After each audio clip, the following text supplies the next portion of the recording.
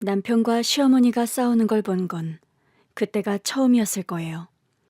결혼 승낙을 받으러 처음 시댁에 갔을 때도 모자지간이 어찌나 다정하던지 결혼 후에도 늘 다정한 모습만 봤던 저로선 보고도 믿기지 않는 풍경이었어요. 어머니, 전 싫어요. 왜 싫다는 거야? 도대체 왜 이러시는 건데요? 너희들 편하라고도 그러는 거지만 나도 편하게 살고 싶어서 그래.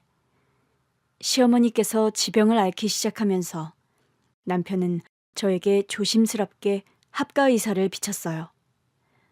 여보, 우리 엄마 좀 돌봐드리면 안 될까? 합가가 힘들면 나라도 일주일에 며칠은 엄마 집에서 있고 싶은데. 당신만? 당신은 쉽지 않은 결정일 테니까. 그래도 나는 엄마 아들이잖아. 그래서 남편에게 꿀밤을 놔줬었죠. 부부가 따로 살면 되겠어. 같이 살아야지. 당신이 사는 곳이 내 집이야. 같이 가. 그래서 시어머니께 합가 의사를 말씀드리러 간 길이었거든요. 저는 당연히 시어머니께서 좋다고 하실 줄 알았어요. 평소 저를 참 예뻐해 주셨거든요. 그런데 시어머니께서 딱 잘라 거절하시더니 양로원으로 가겠다는 의사를 밝히신 겁니다. 내 고향의 친구 아들이 양로원을 차렸대. 나 거기로 갈란다. 그 말에 남편이 노발대발 화를 내기 시작한 거죠. 엄마가 자식이 없어요? 며느리가 없어요? 우리가 기꺼이 모시고 살겠다는데 도대체 왜 이러시는 거예요? 난 자식 신세 지면서 남은 생 살 생각 없다. 또 같은 소리 할 거면 난 바로 짐 싸서 양로원으로 갈 거니까 그렇게 알아. 엄마, 넌 네 생각만 하니? 네 마누라 생각은 안 해? 이 사람도 동의했어요. 시어머니 모시고 사는 게 얼마나 힘든 일인데 내가 그걸 몰라? 사실 제가 처음 시집 왔을 때만 해도 시어머니는 여전히 며느리로 살고 계셨어요. 남편의 할머님이 살아계셨는데 연세가 90세가 넘으셨는데도 정정한 모습이셨죠. 처음 인사드리러 와서 뵀던 모습도 똑똑히 기억해요. 하얀 한복을 입고 머리를 정갈하게 쪽진 모습이었는데 처음에는 깜짝 놀랐어요. 제가 놀란 걸 눈치챈 시어머니께서 제 귀에 대고 소곤거리셨죠.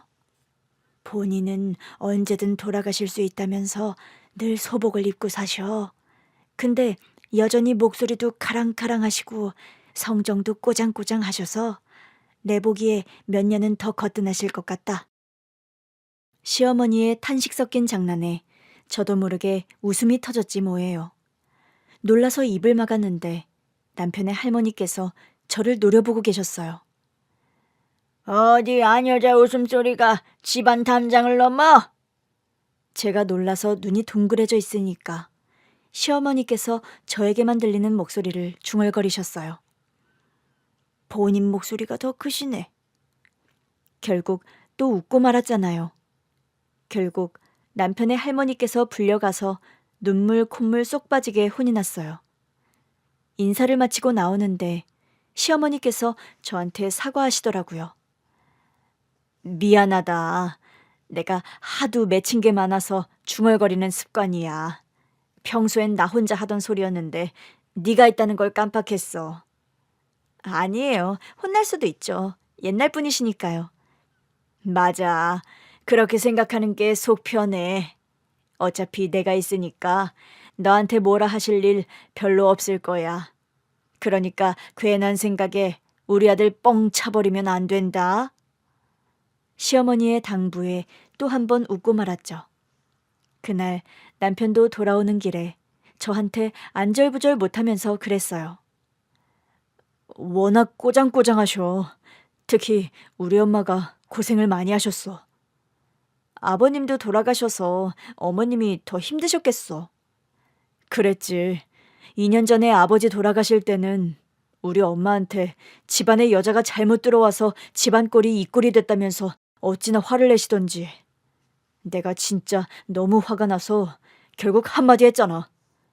뭐라고? 할머니가 자꾸 엄마한테 입에 담지도 못할 상스러운 말을 하시는 거야. 그래서 버럭 소리쳤어. 우리 엄마 나이가 몇 살인지 아시냐고. 그런 험한 소리 들을 나이 아니다. 막말로 아버지가 지병으로 돌아가셨으면 그게 우리 엄마 잘못인 거 맞냐고. 어머, 자기도 좀 심하긴 했네. 그때는 너무 화가 나서. 그랬더니 갑자기 말씀이 없으신 거야. 그러고 나서 한 열흘은 그냥 누워 계셨어. 그래, 내가 오래 살아서 내 아들을 먼저 보냈다. 내 잘못이다. 그러면서. 결국 내가 가서 무릎 꿇고 빌었지. 어머니가 시키셨지? 응. 자기 벌써 우리 집이 다 파악됐어? 어머니, 보기에는 유해 보이셔도 강한 분 같아. 맞아. 아버지 아프셨을 때도 엄마가 혼자 다 돌보셨어. 나한테도 자기 남편이니까 자기가 돌본다고. 병원에 자주 올 것도 없다고 하시고. 근데 결국 할머니께는 용서를 받은 거야? 할머니한테는 용서하고 말고의 개념이 없던데. 그게 무슨 뜻이야? 사내놈이 그거 떨어지게 어디 여자 앞에서 무릎을 꿇냐면서 더 화를 내시더라고. 헐, 자기 내 앞에서 무릎 꿇고 프로포즈 했잖아. 그거 잘 붙어 있는 거 맞아? 떨어졌나? 확인 한번 해볼래? 아이고, 진짜.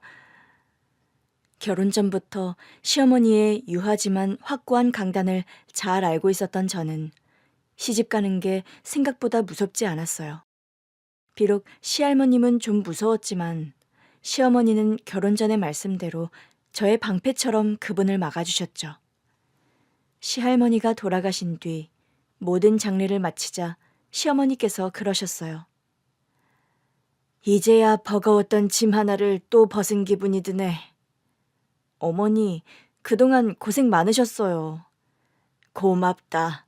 나는 너한테 절대 저런 시어머니는 되고 싶지 않아. 그러니까 너희 부부 사이의 일은 나한테는 아무 문제가 안 된다는 것만 알아둬. 나는 누구의 편도 아니고 너희 둘의 입장을 다 생각할 거야. 어머니, 저 진짜 감동이에요. 친구들한테 우리 시어머니는 이런 사람이라고 말하면 친구들은 하나같이 더 살아봐라 그럴 리가 없다 그랬어요. 그런데 이미 우리 시어머니는 그런 분이셨어요. 한 번은 하필 명절 전날 남편과 대판 싸운 적이 있어요. 그러고 나서 입이 퉁퉁 부어서 시댁에 갔더니 시어머니께서 보다 못하셨는지 저희 둘을 앞에 앉혀놓고 물어보시더라고요. 내가 솔로몬이 돼줄게. 말해봐. 솔로몬이요? 너 몰라? 성경에 나오는 지혜로운 사람, 솔로몬. 결국 어머니는 아들 편이실 거 아니에요. 괜히 어머니한테까지 섭섭해지기 싫어요. 내가 말했잖아. 나는 무조건 중간에 있다고. 남편이 집안일은 제대로 하는 게 하나도 없으면서 양말을 자꾸 뒤집어서 벗어나요. 빨래 돌릴 때마다 화딱지가 나서 못 살겠어요. 시어머니는 멍하니 듣고 계시더니 결국 남편한테 꿀밤을 놓으셨어요. 넌 시대가 어느 땐데 집안일을 안 하니? 너희 둘 다 밖에서 일하잖아.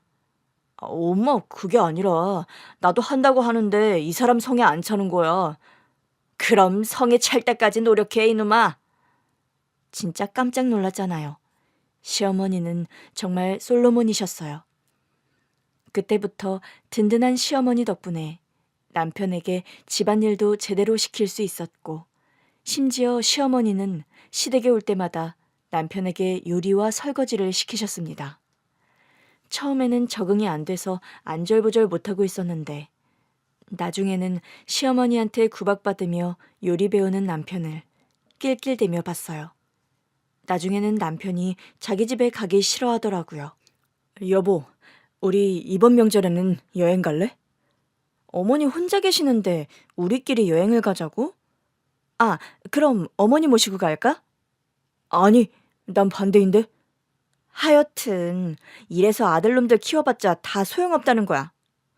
당신은 점점 우리 엄마한테 동기화되는 것 같아. 난 당신 아들 아니고 남편이거든.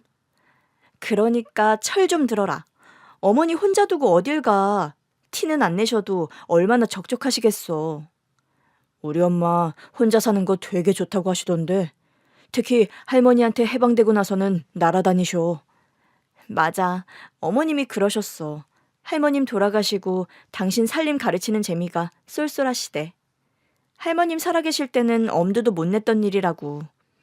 평생 아버님이 부엌에 발도 들인 적이 없어서 아들만큼은 집안일하는 남자로 키우고 싶으셨는데 이제야 소원을 이루셨다고 하더라. 진짜 고부간의 죽이 왜 이렇게 척척 맞아? 그럼 내가 어머니랑 매번 싸우고 그랬으면 좋겠어? 아니, 뭐 그건 아니지만. 그러니까 당신이 고생 좀 해. 나랑 어머니는 아주 좋아. 그렇게 사이좋던 시어머니께 병이 있다는 걸 뒤늦게 알게 됐어요.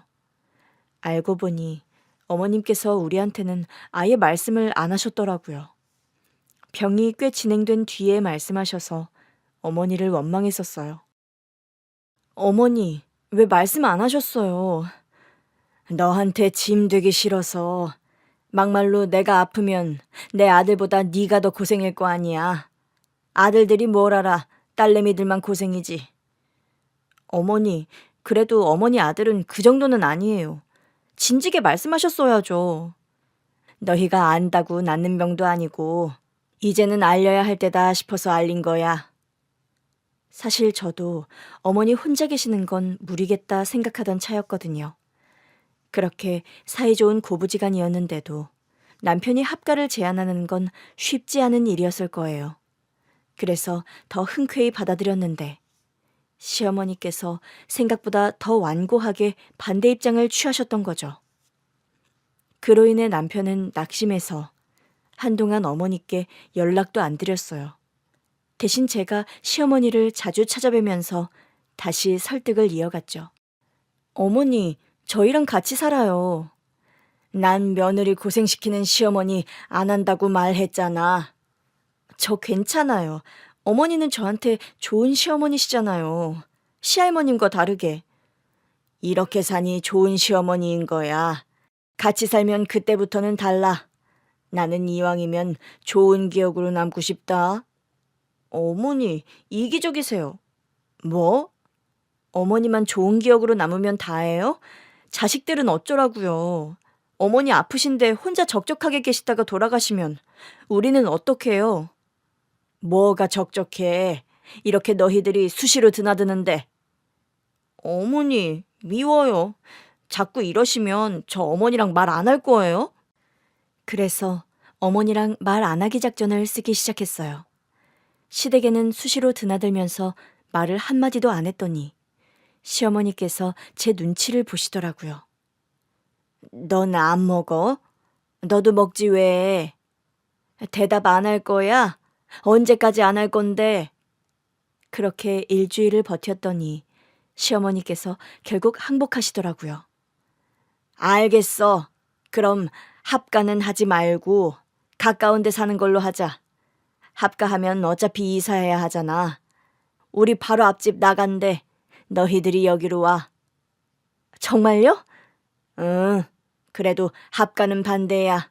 가까이만 살아. 그 정도도 꽤 괜찮은 제안 같아서 남편에게 말했더니 남편 얼굴에 그제야 화색이 돌더라고요. 이사 가자. 응. 근데 우리 엄마의 며느리 사랑은 진짜 대단하다. 결국 합가는 안 하시네. 가까이 살면서 우리가 더 잘 챙기자. 사실상 같이 사는 거나 다름없어. 이 타이밍에 앞집이 나가다니 진짜 잘 됐다. 그러니까. 그렇게 시어머니와 가까이 살면서 병원도 모시고 다니고 아이 태어나는 것도 보여드리고 그랬어요.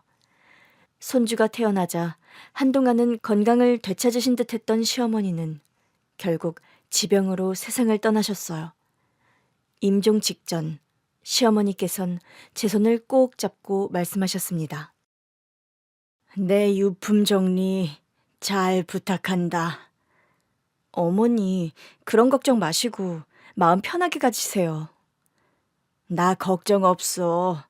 네가 있잖니. 우리 아들 앞으로도 잘 부탁한다. 그 말씀이 마지막 말씀이었어요. 남편이 울면서도 농담처럼 그러더라고요. 우리 엄마는 유언도 며느리한테 제일 마지막으로 하시네. 그 내용이 당신 잘 부탁한다는 거였어. 그렇긴 해도 엄마는 나보다 당신을 더 믿으셨나 봐. 어머니도 여자였으니까 늘 혼자 이구지구 사셨잖아. 본인의 삶이 그러셨다 보니 여자가 감당하는 게 더 많다고 생각해서 더 그러셨을 거야. 저는 남편을 위로하며 유품 정리를 시작했어요. 그런데 남편이 어머님 유품을 볼 때마다 울기만 하더라고요. 여보, 내가 하고 있을 테니까 좀 쉬고 올래? 아니야, 같이 해. 우리 엄마잖아.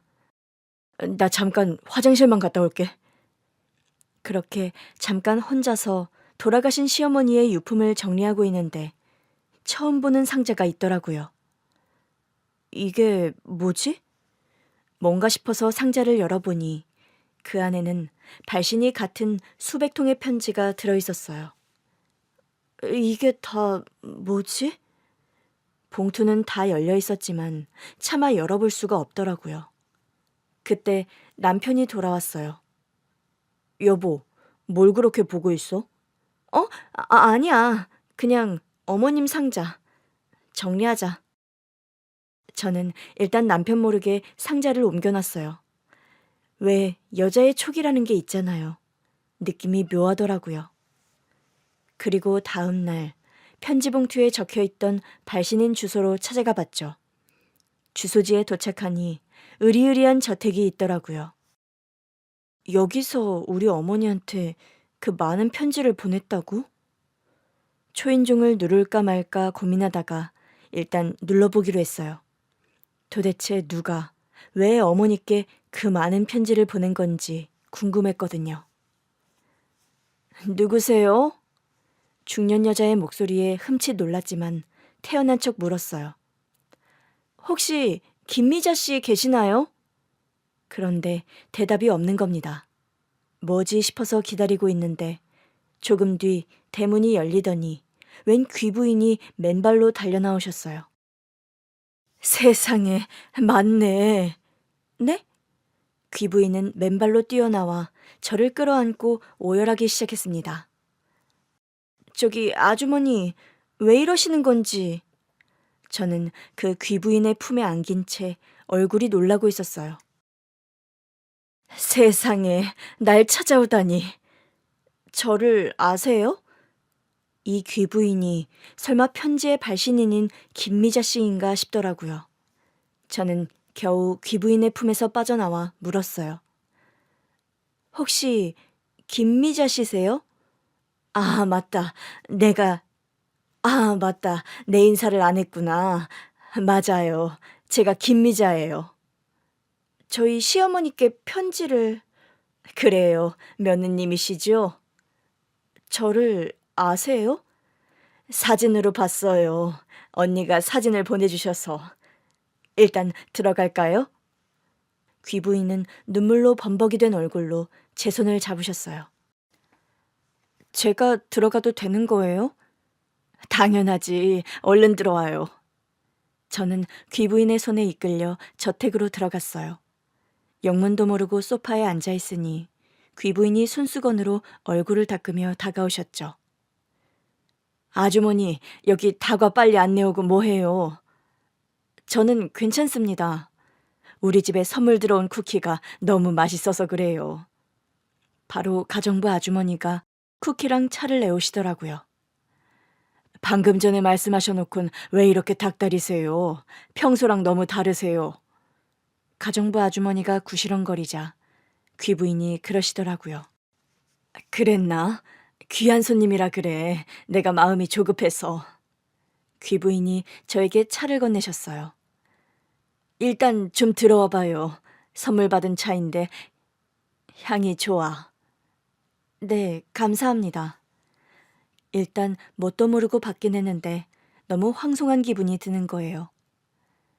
근데 사실 저는 그냥 궁금해서 온 거거든요. 맞아요. 제가 쓴 편지예요. 꽤 되죠? 내가 한국에 들어온 뒤로 계속 주고받았으니까 10년은 넘게 주고받은 것 같네. 근데 왜 편지를? 전화도 있고 문자도 있고 하잖아요. 거리가 아주 먼 것도 아니고. 그게 내가 나 스스로에게 건 올무였죠. 올무요? 내가 무슨 자격으로 직접 연락하고 직접 찾아가겠어요. 그래서 내가 차마 다른 건 못하고 편지만 보냈더니 언니도 편지로 답을 주시더라고요. 처음부터 주신 건 아니었고 1년 정도 계속 보냈더니 결국엔 답을 해주셨지. 저희 시어머니가 언니인 거죠? 네, 내가 그렇게 불러도 되냐고 물어봤어요. 아, 그것도 편지로.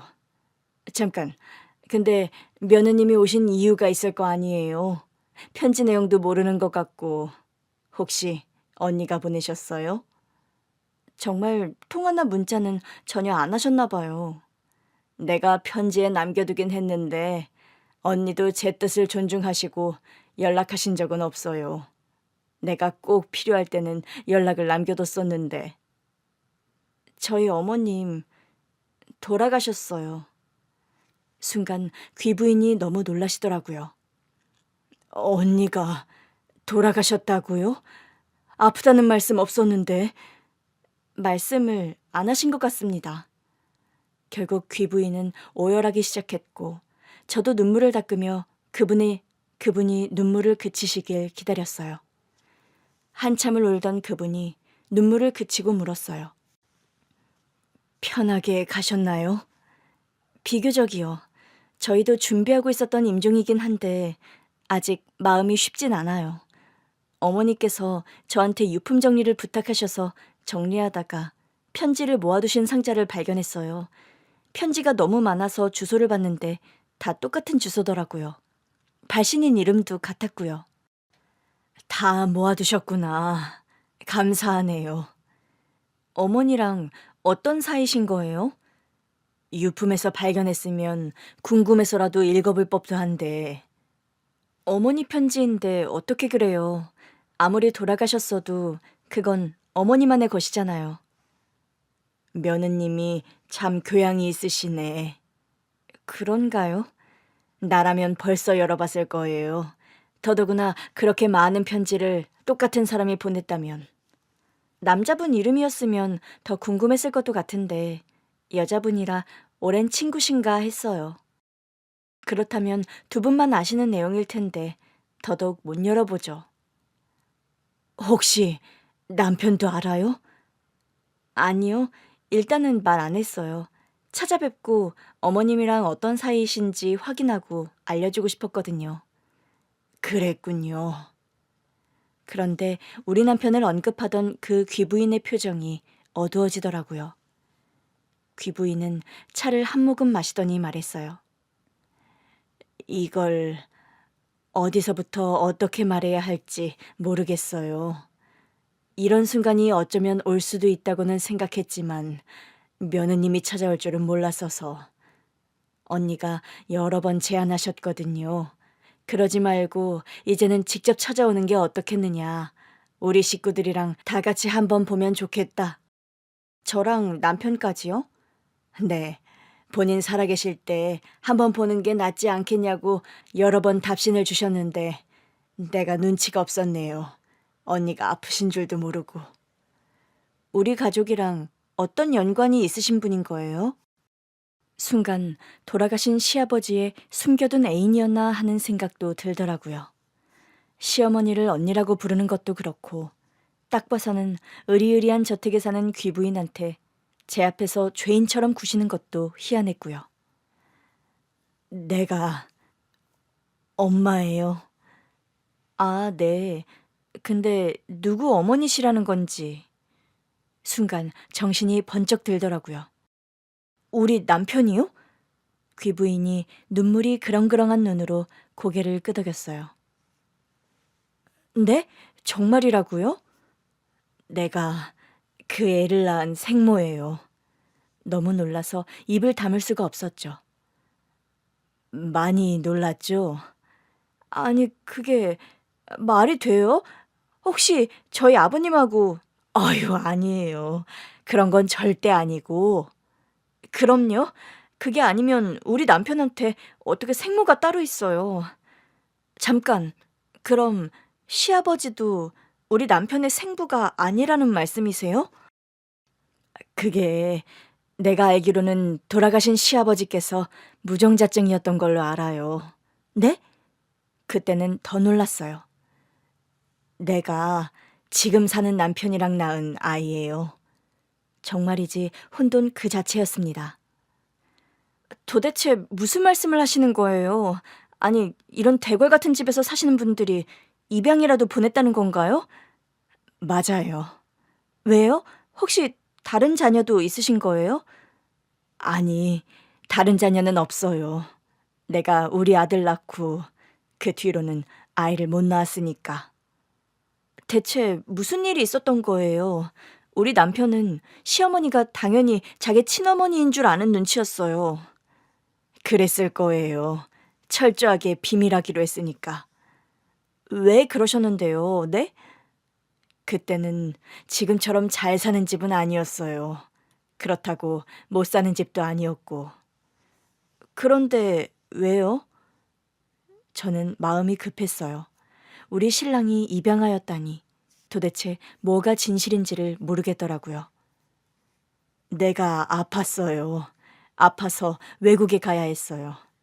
그런 와중에 남편 동창 모임에서 언니를 알게 됐죠. 우리 시어머니를요? 네. 원래는 나갈 생각이 없는 모임이었고, 그때는 남편도 제 상황을 몰랐어요. 내가 혼란스러워서 말을 못했거든요. 이미 잡혀있던 동창 모임을 안 나갈 수도 없고, 남편도 연말 동창 모임까지는 좀 편하게 즐겼으면 해서 말을 아꼈어요. 다녀와서 남편에게 말해야겠다 생각하고 있었죠. 많이 아프셨던 거예요? 암이 온몸에 퍼졌다고 하더라고요. 네? 치료를 해야 하는데 눈앞이 캄캄했어요. 마치 어린 아들을 두고 먼저 세상을 떠날 생각에 생각만 해도 눈물이 앞을 가릴 때였죠. 말이 좋아 치료지 사실상 연명치료나 다름없다고 생각했어요. 온몸에 퍼진 암을 무슨 수로 다 치료하겠어요. 더더구나 난 젊어서 전이 속도도 빨랐어요. 세상에, 그런 상황에서 동창회에 갔으니 뭐가 재밌었겠어요. 그냥 가만히 앉아 있는데 나랑 똑같은 여자가 내 바로 옆 테이블에 앉아 있더라고요. 그래서 말을 트기 시작했죠. 남편분이 우리 남편이랑 같은 고등학교 선배셨더라고요. 이런 모임 참 따분하다면서 투덜거리시길래 그러면 나가서 조용히 차나 할까요? 했더니 좋다고 하시더라고요. 그때 마주 앉아서 이런저런 이야기를 나누는데 언니는 자식이 없어서 힘든 상태였어요. 시어머니는 자기 아들한테 문제가 있는 줄도 모르고 언니만 몰아세우고 있다고 하더라고요. 여자로 태어나서 애도 못 낳을 것 같으면 왜 남의 집에 시집와서 대를 끊어놓느냐며 할 말 못할 말 다 하면서 자기한테 분풀이 하신다고 하더라고요. 그 말을 하는 언니 낯빛이 어찌나 안쓰럽던지 그냥 시어머니한테 사실대로 말씀드리라고 했더니 그러면 또 어떻게 견디시겠냐. 그냥 나한테 화풀이 하시는 게 낫다 그러시는 거예요. 그러는 거예요. 이 언니 참 사람이 괜찮다 싶었죠. 나 같으면 억울해서라도 절대 못 참을 것 같은데 그걸 참더라고. 저희 어머니가 좀 그런 분이시긴 해요. 근데 정말 믿기지 않아요. 안 믿기지. 그때 언니도 안 믿기는 눈치였어요. 남편이 무정자증이라는 게. 어쨌든 노력해서 나아보려고 한다고 그러긴 하는데 영 희망이 없어 보이더라고요. 할 건 다 해봤는데도 애가 안 생긴다고. 하도 언니가 시어머니한테 구박을 들으니까 남편이 그냥 어디서 입양을 한 다음에 자기 엄마한테는 내가 밖에서 낳은 자식이라고 할까 그러더래요. 그럼 설마 솔직히 그때는 난 애를 입양 보낼 생각까진 없었어요. 남편도 있고 한데 굳이 그럴 이유가 없었으니까. 근데 그날 돌아와서 남편한테 내가 몸에 암이 퍼져 있다고 말하려는 순간 남편이 자기가 간암이라고 하는 거예요. 네? 그것도 말기. 그 말씀을 하시면서 귀부인은 짙은 한숨을 내쉬었어요. 그날 부부가 끌어안고 얼마나 울었는지 몰라요. 어쩌다 우리가 이렇게 됐을까 싶고 이게 다 무슨 일인가 싶고 어떻게 그런 일이. 내 말이 그 말이에요. 부부가 치료해야 하는 상황이라 애는 맡겨야겠는데 솔직히 우리 부부가 둘 다 산다는 보장이 없었어요. 남편이 친척 집에라도 맡기자 그러는데 그때 남편이 말한 친척은 사는 것도 영 못 사는 데다 인간성도 문제가 있는 사람이었거든. 나는 도저히 그 사람한테는 애 못 맡긴다. 그러다 우리 둘 다 저 세상 가기라도 하면 우리 애는 어떡하냐. 그러면서 몸도 아픈데 애 걱정으로 정신이 다 늙어가는 기분이었죠. 그런데 우연히 병원에서 언니를 만난 거예요. 저희 어머니는 왜 병원에 오신 건데요? 대학병원 산부인과에 오셨더라고. 본인이 어떻게 해서 애를 가질 방법은 없는지 알아보러 오셨다고. 그러면서 나한테 병원은 왜 왔냐고 물으시는데 그냥 눈물이 나는 거예요. 그 자리에서 결국 사연을 다 말했죠. 그랬더니 언니도 너무 놀라면서 같이 우시더라고요. 그 모습을 보는데 우리 애엄마를 찾은 것 같았어요. 시간이 없어서 그 자리에서 말씀드렸더니 언니가 손사래를 치더라고. 입양이 무슨 말이냐. 우리 부부가 건강해져서 다시 찾으러 와라. 봐줄 수는 있다. 내가 몇 년이고 데리고 있겠다. 그러시는데 엉엉 울었어요. 집에 와서 남편한테 언니 얘기를 했더니 남편도 하염없이 울더라고요. 그럼 처음에는 입양이 아니었던 거예요? 언니는 그러겠다고 했는데 내가 가만히 생각해보니 그렇게 애만 데리고 가면 언니 시어머니가 가만히 있겠나 싶은 거지. 차라리 언니 남편이 전에 했다는 말대로 하는 게 어떠냐고 했지. 아버님이 밖에서 나온 자식으로 위장하는 거요? 네, 내가 그렇게 하자고 했어요. 그리고 입양 절차 밟자고 했죠. 우리 부부 치료 언제까지 해야 할지 알 수 없다. 수년으로 모자랄 수도 있고 그 안에 누군가는 먼저 떠날 수도 있다. 그러니 우리가 애를 어떻게 신경 쓰겠느냐. 제발 언니 부부 아이로 받아달라고 그렇게 애원했죠. 얘기를 듣는데 제가 다 눈물이 나더라고요. 마음 아프셨겠어요. 그 정도로 표현이 안 되고 가슴이 정말 갈기갈기 찢어지는 것 같았지. 처음에 적응시킬 겸 언니랑 같이 몇 번 만났는데 언니 품에 안겨줄 때마다 내가 우리 애 크는 걸 두 번 다시 볼 수 있을까 싶어서 계속 눈물만 나더라고요. 언니도 그 마음을 아니까 결국 받아주셨어요.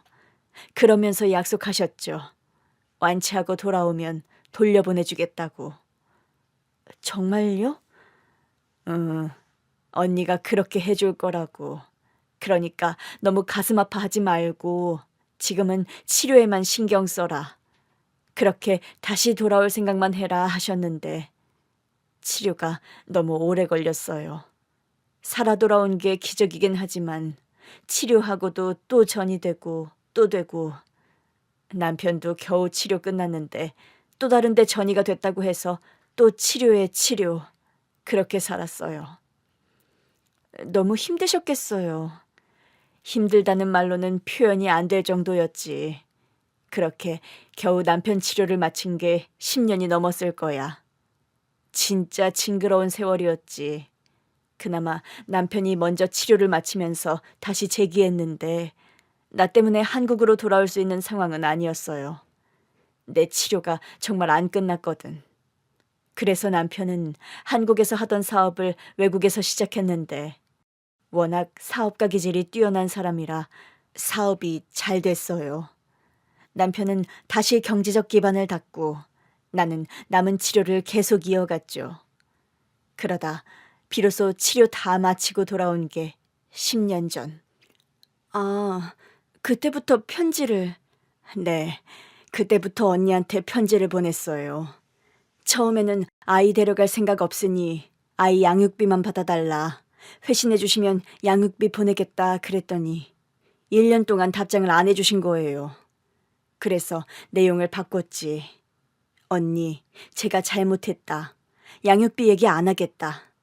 그러니 아이 소식만 알려달라 그랬더니 그때부터는 답장을 해주시더라고. 그런데 왜 전화는 안 하셨을까요? 내가 데려갈 생각 절대 없고 양육비만 드리고 싶다고 한 게 화근이었겠지. 처음 답장도 그랬어요. 그 오랜 시간을 병으로 고생해놓고 처음 한다는 소리가 애 안 데리고 간다. 양육비 드린다는 거냐. 그럴 거면 데리고 가라고 하시더라고. 그럼 그때 이미 우리 남편이 대학 들어갈 즈음이었고 그러니 나는 데리고 오겠다는 생각 같은 건 애초에 할 수도 없었어요. 그러셨겠네요.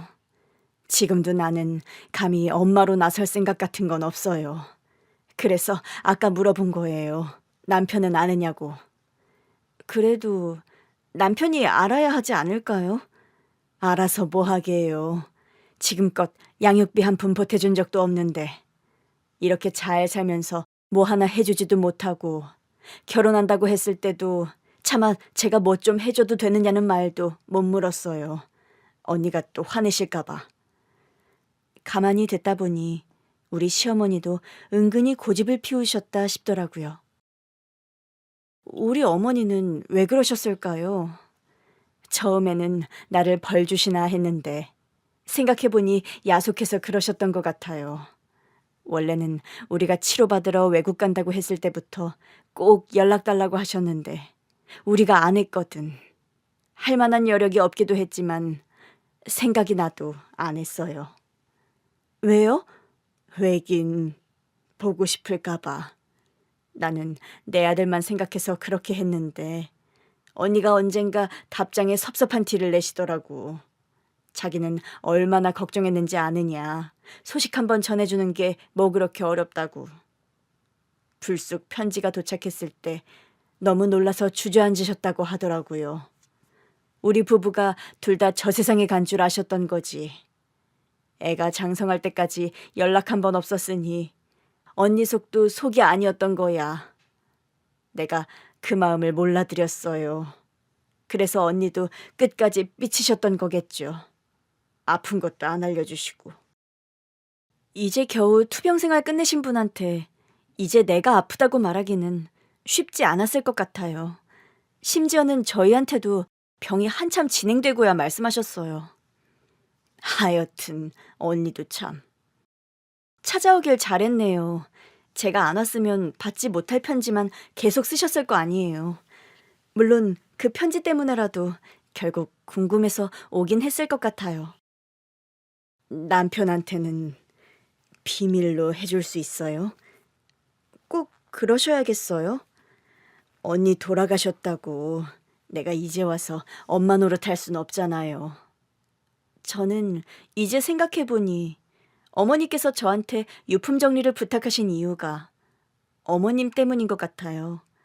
어머님이라니, 나 그렇게 부르지 말아요. 아, 그냥 아줌마라고 해요. 아줌마라니요. 못해도 사모님이라고는 불러야 할 것 같은데요? 아니야, 나는 그런 대우를 받을 자격이 없어요. 다만, 잠깐만. 남편의 친어머니는 잠깐 자리를 비우셨고 조금 뒤 돌아와 상자를 내미셨어요. 이거 우리 며느님이 가지셨으면 좋겠는데. 이게 뭔데요? 안을 열어보니 온갖 금으로 된 것들이 가득한 겁니다. 보물 상자 같은 거예요?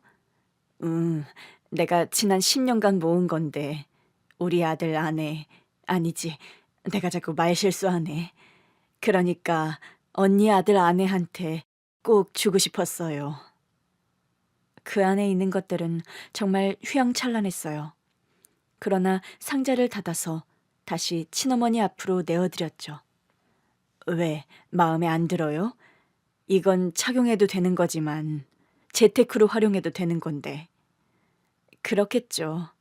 근데 왜 남의 집 아들 며느리한테 이런 걸 주세요? 어? 그렇잖아요. 제가 무슨 사이라고 이런 걸 받아요. 자칫 도난으로 몰릴 수도 있고. 도난이라니 내가 주는 건데. 그러니까요. 무슨 사이라고 이런 걸 받느냐고요. 자꾸 저한테 말씀도 높이시는데 누가 우리 사이를 이런 귀한 금부치를 주고받을 사이로 보겠어요? 내가 뭐 증명이라도 해줄까? 듣기 좋네요. 편하게 말씀하시니까. 알았어. 말 편하게 할 테니까. 이건 그냥 재테크 개념으로 받아. 그냥 내가 정말 주고 싶어서 그래. 그 마음이 며느리에게 폐물을 주고 싶은 마음이라는 걸 왜 몰랐겠어요. 그러나 아들 앞에 나타나지 않으려고 하시는 친어머니를 좀 자극하고 싶었어요. 보니까 하나도 사용하지 않은 새 것이네요. 그렇지. 며느님한테 주고 싶었으니까. 누구 며느린데요? 그거야 언니 며느리지. 저는요, 저희 시어머니 아니면 안 받을래요. 어, 아니, 그럼 내가 언니한테 이걸 미리 드렸어야 했나? 아이, 근데 언니도 절대 안 받으시는 분이라. 남편의 친어머니는 난감하다는 듯 저를 보셨어요. 그냥 받아주면 안 될까? 사실 내가 언니 돌아가셨다니까 하는 말인데 주고 싶은 게 좀 더 있거든. 결혼할 때 해주고 싶은 것도 있었고 또 아이도 낳았다며. 네, 저기 잠깐만. 그러더니 또 어딜 가시더니 우리 아이 나이에 맞는 비싼 장난감들을 한가득 카트에 실어들고 오시는 겁니다. 내가 차마 전해주질 못해서 가지고만 있었어. 보고 싶을 때, 아니지. 그러니까 생각날 때마다 산 건데 내일 우리 애 데리고 올게요. 어, 정말? 제가 갑자기 이 비싼 장난감들을 이렇게 많이 들고 가면 남편이 이상하게 생각하지 않겠어요? 그렇긴 하겠네. 그러니까 내일 데리고 올게요. 그래도 될까? 시어머니께는 죄송하지만 어머니도 돌아가셨는데 누가 말리겠어요? 제가 엄만데. 일부러 더 당돌하게 말하고 다음날 우리 아이를 데리고 갔어요. 물론 남편에게는 일단 비밀이었죠. 제 작전은 우리 아이부터 보여드리면서 남편 친어머니의 두려움을 하나씩 깨트리는 거였어요. 우리 아이를 본 남편의 친어머니는 눈물을 쏟으셨어요. 세상에, 사진보다 더 예쁘네. 아이고, 내 강아지. 자기는 우리 남편 엄마가 절대 아니라고 하면서도 손자를 보고는 바로 내 강아지 소리가 나오시더라고요. 잘 컸죠? 그러니까 잘 컸다. 할머니가 미안해. 갑자기 눈물이 났어. 우리 아이는 아직 어려서 그냥 남편 친어머니 품에 잘 안겨 있더라고요. 친어머니는 우리 애를 무릎에서 내려놓지를 않으셨어요. 그러면서 저더러 밥 먹으라며 계속 반찬을 얹어주셨죠. 애 보느라 밥은 제대로 먹겠니? 어머니 살아가실 때는 많이 도와주셨는데 아프시면서부터는 아무래도 저랑 신랑 몫이 됐죠. 순간 친어머니의 눈빛이 흔들리더라고요. 집안일이랑 애 보는 건 잘 도와주지. 언니가 가르쳤다고는 하셨는데. 맞아요. 우리 신랑 시어머니한테 혹독하게 배웠어요. 지금도 아주 잘하고요. 자상한 남편이네. 그러니까요. 그 아들 보고 싶지 않으세요? 어? 어머님이 애지중지 낳아서 어쩔 수 없이 다른 집에 입양 보낸 그 아들이요. 아유 참, 그런 말 안 해도. 그러면서도 우리 아들을 꼭 안고 계신 모습을 보는데 저도 모르게 뭉클하더라고요. 우리 남편 어릴 때 저렇게 안고 계셨구나 싶어서요. 저렇게 애지중지 키운 아들인데 남의 집에 보내는 마음이 오죽하셨을까 싶었어요. 그날 집으로 돌아와서 남편에게 말했습니다. 여보, 내일 토요일인데 뭐 할 거야? 아, 당신 어디 가고 싶은 데 있어? 아니면 내가 토요일은 독박 육아할까? 당신한테 자유 주기? 아니, 그거 말고 우리 같이 어디 가기. 어디 가는데? 가보면 알아. 내가 설마 당신을 잡아먹게 하겠어? 남편도 그러려니 하고 말더라고요. 다음 날 저는 남편의 옷을 고르는 데만 1시간을 썼어요. 남편이 도대체 왜 이러는 거냐며 답답해 하더라고요. 평소에는 내가 거적대기처럼 입고 다녀도 아무 말도 안 하더니 갑자기 왜 이러는 거야? 오늘은 그래도 좀 멀끔하게는 입혀야 할 것 같아서 그래. 근데 옷이 왜 다 이래? 얼마 전에도 당신 옷 사준 것 같은데? 내 옷이 왜? 내가 보기엔 다 멀쩡하기만 한데. 그래도 이건 좀... 다른 옷 없어? 아니, 오늘따라 정말 왜 이래? 겨우 가장 마음에 드는 걸 입혀 나오긴 했는데 여전히 뭔가 부족한 것 같고 신경이 쓰이더라고요. 결국 가는 길에 구두까지 하나 새로 사서 신겼어요. 여보, 이건 너무 비싸지 않아? 그러니까 내가 진지게 구두 하나 새로 하자고 했지? 난 운동화가 편하니까.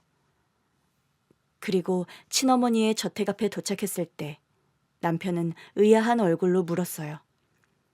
당신이 오자고 한 데가 여기야? 여긴 집 아닌가?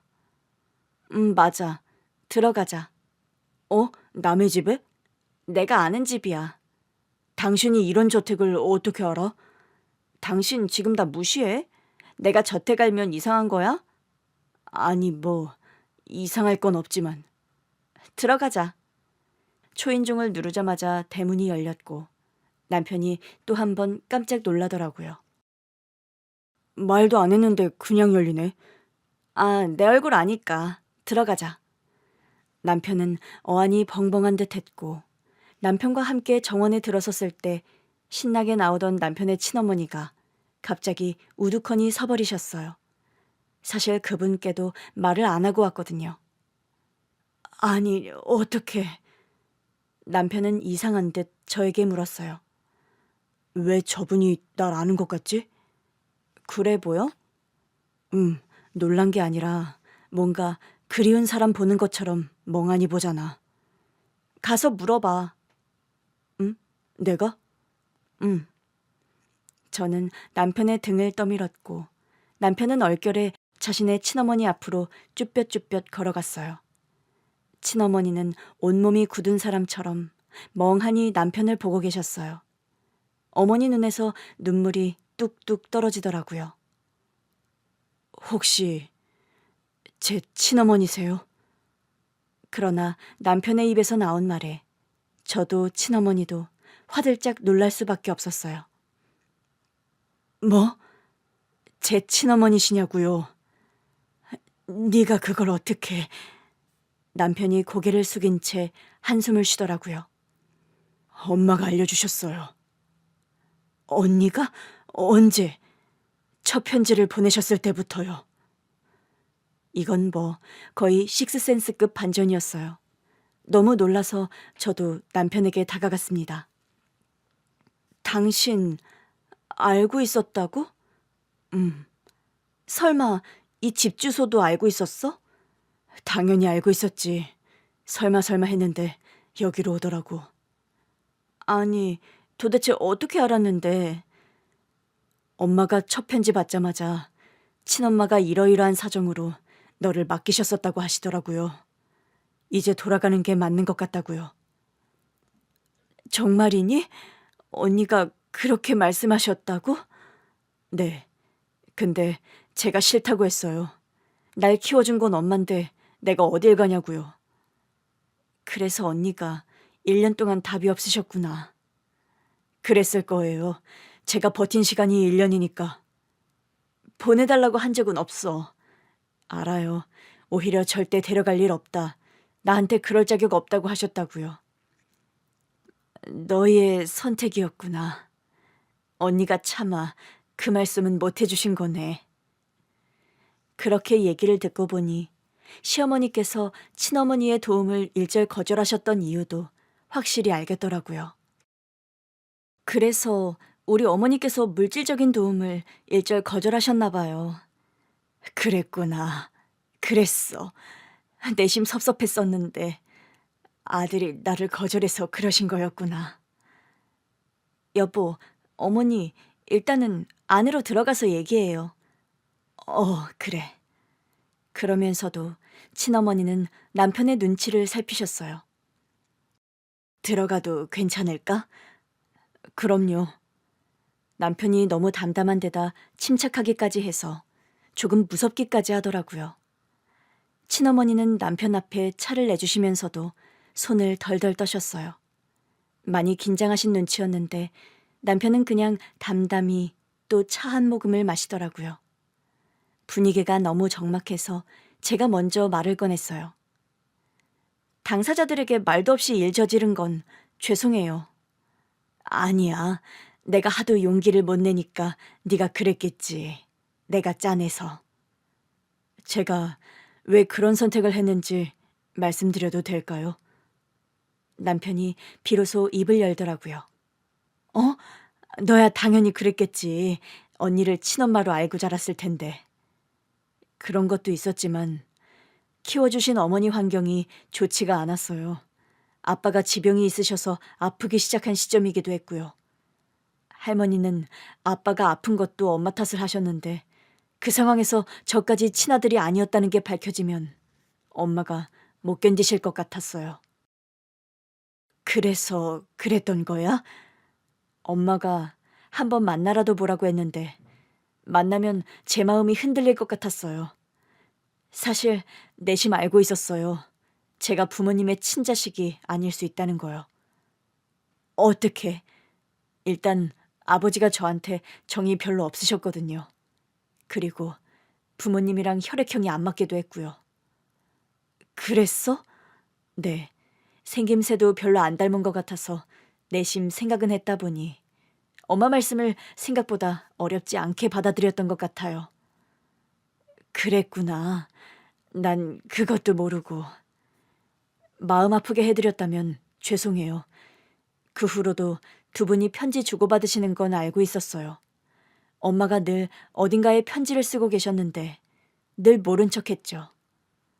엄마 돌아가셨을 때 연락을 드리고 싶은 마음도 있었는데 못했어요. 죄송해요. 넌 나한테 죄송할 게 없지. 어떻게 없어요. 모든 게 죄송하죠. 결국 제가 친엄마가 아닌 키워주신 어머니를 선택한 거잖아요. 아니야. 나는 그저 물질적인 지원만 해주고 싶었는데 그걸 못 줘서 아쉬운 것 말고는 괜찮았어. 많이 아프셨다고. 많이 아프셨다고. 그런데 갑자기 그 말을 하면서 남편이 눈물을 쏟더라고요. 남편이 울자 친어머니도 울기 시작하셨어요.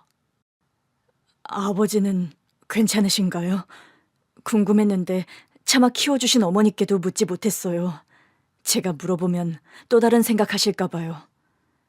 친어머니는 남편을 끌어안으며 말씀하셨어요. 아버지 출장 갔다가 오늘 밤에 오셔. 우리 다 같이 저녁 먹고 자고 가. 우리 집에 방 많아. 남편이 그렇게 어린애처럼 우는 걸 처음 봐서 결국 저도 울었잖아요. 자기를 낳아주신 엄마 품에서 꺼이꺼이 울더라고요. 사실은 많이 보고 싶어 했다는 걸 느낄 수 있었어요. 그날 친아버님까지 집에 돌아오시면서 집이 아주 눈물바다가 됐어요. 남편도 건강한 친부모님의 모습에 또 아이처럼 울더라고요. 세상에 우리 아들 이제 막 걷기 시작했을 때 보냈는데 이제 애 아빠야. 우리 손자 좀 봐. 똑같이 생겼지? 아버님이 우리 아이까지 안아보시더니 저한테 와서 어깨를 토닥여 주셨어요. 혼란을 줘서 미안하다. 그냥 이제부터는 우리한테 기대 살면 돼. 아무 걱정할 거 없어. 며느리 사랑은 시아버지라더니 그날 이후 시아버님은 저한테 온갖 선물을 해주셨어요. 명품 가방은 기본이고 애엄마인 저한테 용돈도 얼마나 자주 주시던지 너무 많다고 해도 시아버지는 늘 그러세요. 더 주고 싶은데 참는 거야. 앞으로는 더 줄 건데 벌써 질리면 안 돼. 아버님, 이러다 전 재산 다 쓰시겠어요. 내가 내 며느리한테 전 재산을 다 쓴다는데 누가 뭘 할까요? 예? 그래도 그건 너무한 거 아니에요? 그런가? 그러면서 껄껄 웃으시고는 보란 듯이 또 용돈을 주시더라고요.